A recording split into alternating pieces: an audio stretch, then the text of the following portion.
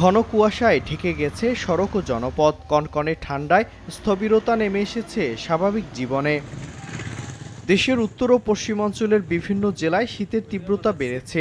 ঠাকুরগাঁও ও শরীয়তপুরে বইছে হিমেল বাতাস। তাপমাত্রা নেমে এসেছে 10 ডিগ্রি সেলসিয়াসে। লোকজন ঘরবন্দি, খুব বেশি প্রয়োজন ছাড়া কেউই ঘরের থেকে বাইরে বের হয় না। তীব্র শীতের ফলে জনজীবন খুবই বিপর্যস্ত হয়ে পড়ছে। হাড় কাঁপানো ঠান্ডায় কর্মহীন হয়ে পড়ছেন অনেকেই। বিপাকে পড়েছে নিম্ন আয়ের মানুষ। শীতের পোশাক পরেও আসলে শীত নিবারণ হচ্ছে না এমনটি অবস্থা। শীতে ঠান্ডার জন্য আমার কাজ বন্ধ রাখতে হয়, এ কারণে আমাদের পারিবারিক কিছু সমস্যা হয়।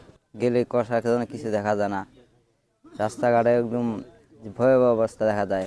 এদিকে হাসপাতালগুলোতে বেড়েছে ঠান্ডাজনিত রোগীর চাপ। শয্যার তুলনায় ভর্তি রয়েছে কয়েক গুণ বেশি। সবচেয়ে বেশি ঝুঁকিতে শিশু ও বৃদ্ধরা। আবহাওয়া অধিদপ্তর জানিয়েছে, রাজশাহী, সিরাজগঞ্জ, কুড়িগ্রাম, যশোর, চুয়াডাঙ্গা ও কুষ্টিয়ার ওপর দিয়ে মৃদু শৈত্যপ্রবাহ বয়ে যাচ্ছে, যা আগামী কয়েক দিনে আরও বাড়তে পারে। মিরন আহমেদ, সময় সংবাদ।